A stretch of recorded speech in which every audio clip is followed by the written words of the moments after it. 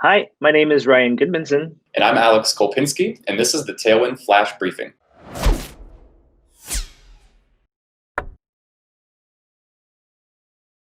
In the year of COVID-19, we've seen a lot of shifts and changes in consumer behavior, especially within the online and brick and mortar retail locations.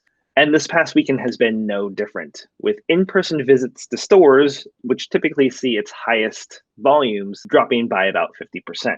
That being the case, however, online shopping during Thanksgiving grew by about 20% year over year, which constitutes about $5 billion in consumer spending.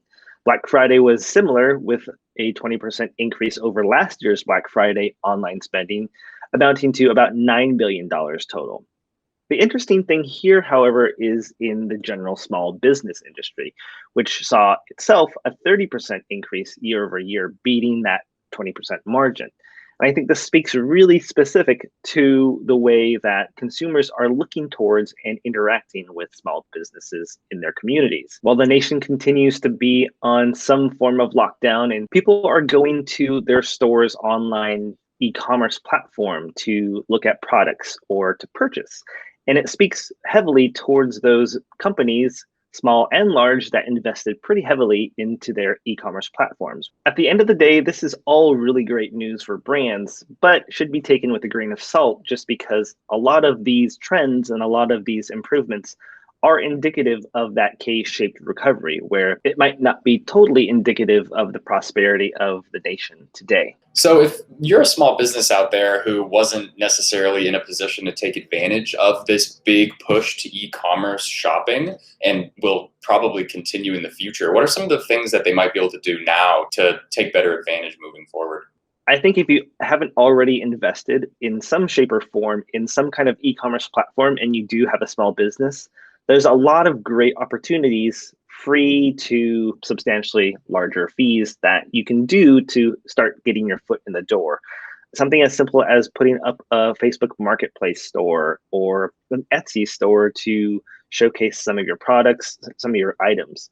You can look at building a website around Shopify or WooCommerce to help gain some visibility to your individual products. Now, at the end of the day, we don't know if these trends are going to continue after COVID-19 or after 2020. For brands that are starting out or brands that are on the cusp of wanting to be a lot more digital, looking for those solutions is going to pay off dividends in a year or two as you start to identify more and more of your target users. Yeah, and I think with the proliferation of things like Facebook Marketplace that have shopping capabilities built into already established platforms, it's easier than ever for a lot of these smaller businesses who might not have an opportunity to create a customized e-com website to start transitioning some of their revenue to be online and direct to consumer.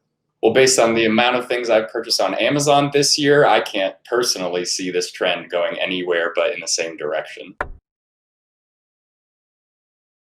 And in the latest social media news, Snapchat has finally launched their latest TikTok competitor called Sounds. It's a new feature that was announced earlier this summer, but has just been released and is currently live on iOS devices only. Essentially, this is a similar feature to what you find on TikTok, where users on Snapchat have the ability to add sounds or music directly to their snaps, either pre or post capture. Snapchat is working with music industry partners, claiming that users will have access to over millions of songs directly at launch. And as a big differentiator to TikTok, users who receive these snaps with music or sound will actually be able to press on a play this sound button that will lead them directly to the full song on the streaming platform of their choice, such as Spotify, Apple Music, or even SoundCloud. This could potentially introduce a lot of additional music industry tie-ins and other cross promotions. And unlike TikTok, where if you click on the song, it will take you to a page of other TikToks that use the same song, this differentiator on Snapchat that leads you to the music streaming platforms could be a great way to generate additional revenue from artists and other digital media platforms. Now, in the United States, Snapchat actually reaches about 90% of all 13 to 24-year-olds, which the company notes is actually now more than Facebook, Instagram, and Messenger combined. And on average, more than 4 billion snaps are created every single day. Now, we know that with TikTok and recent news, it's still unclear as to whether or not it will still potentially be banned here in the United States. But regardless, TikTok still remains as one of the most active social media platforms and top apps available, with over 100 million active users in the United States alone. In regards to competitors to TikTok, this really reminds me of back in the day when Twitter first came out. A lot of people were thinking it wouldn't last with the 140 characters and kind of that real-time feed-based social network. But what we saw was other platforms like Facebook or Instagram come out and incorporate those same technologies and methodologies within their own platforms. Do you see kind of that utilization of TikTok type experiences with other platforms? Well, I think it's funny. We look back at previous social platforms that historically have always kind of had some unique component that makes them special or differentiates them.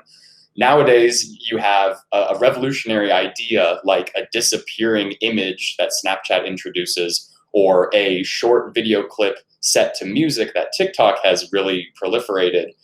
And now all of these other major platforms are adopting the same features and technology, to the point where eventually every single platform is probably going to have the same features and the same components, and it'll be difficult for consumers to potentially choose which platform to spend their time on. A lot of these features are soon to be table stakes and aren't really going to be a differentiator if you don't have all of the other components built in as well. It's really key to think about, what are the differentiators for each of these networks? I've never been truly into TikTok just because it's felt like the first social network where the main goal or the main tactic of the user isn't to be social with the people but it's to kind of market yourself.